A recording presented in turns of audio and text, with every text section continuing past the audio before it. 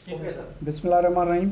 सिंध के प्राइमरी उस्तादन के अस्सलाम वालेकुम। जी उस्ताद जी पेटलफ जी सिंध मां मंसूर अहमद चांडियो वाइस चेयरमैन मरकज़ी इलेक्शन कमेटी।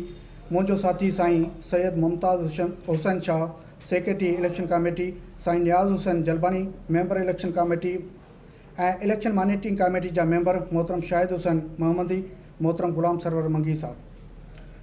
अज असी पेटलफ के इलेक्शन के हवाले से मौजूदा तंजीमी सूरत हाल बाबत सिंध के प्राइमरी उस्तादन के आगाह करण लाइ हाज़िर थिया आहियूं। जीअं त Sindh high court Sukkur region के हुकुम तहत इलेक्शन के ज़िम्मेवारी इंडस्ट्री डिपार्टमेंट के ॾिनी वई। इंडस्ट्री डिपार्टमेंट स्टेक होल्डर के मुशावरत से इलेक्शन के अमल के साफ़ शफ़ाफ रखण लाइ इलेक्शन मॉनिटरिंग कमेटी और मरकज़ी इलेक्शन कमेटी जा नोटिफिकेशन जारी करे पेटलफ के मरकज़ी ऑफिस हैदराबाद में हलफ खणायो। उन खां पोइ बार बार इंडस्ट्री डिपार्टमेंट तरफा इलेक्शन प्रोसेस के मुकम्मल करण लाइ लेटर लिखिया विया, मगर पेटलफ के अगवाननि पारां उस्तादनि जे मसइलनि बाबति तहरीक हलंदड़ हुई। उन करे इलेक्शन जो प्रोसेस शुरू करण में देर थी। दोस्तों, तालुकनि ऐं ज़िलनि जी इलेक्शन कमेटी जा नोटिफिकेशन मरकज़ी इलेक्शन कमेटी जारी कया।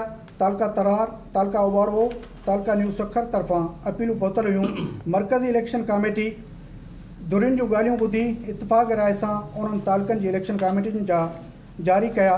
कुछ ॾींहं खां पोइ चेयरमैन साहब पंहिंजो ज़ाती फ़ैसिलो कंदे ॿिन्ही तालुकनि जा नोटिफिकेशन हिकु सर्कुलर ज़रिए मुअतल करे छॾिया, जंहिंजो चेयरमैन साहब खे को अख़्तियार कोन्हे त मरकज़ी इलेक्शन कमेटी जे अक्सरत राय सां थींदड़ फ़ैसिलनि खे पंहिंजी पसंदि नापसंदि तहत रद्द करे।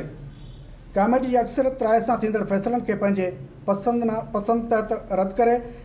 साईं सर्कुलर में ॼाणायो त तालका उबाड़ो ऐं तालका न्यू सखर जे वर्किंग कमेटी जो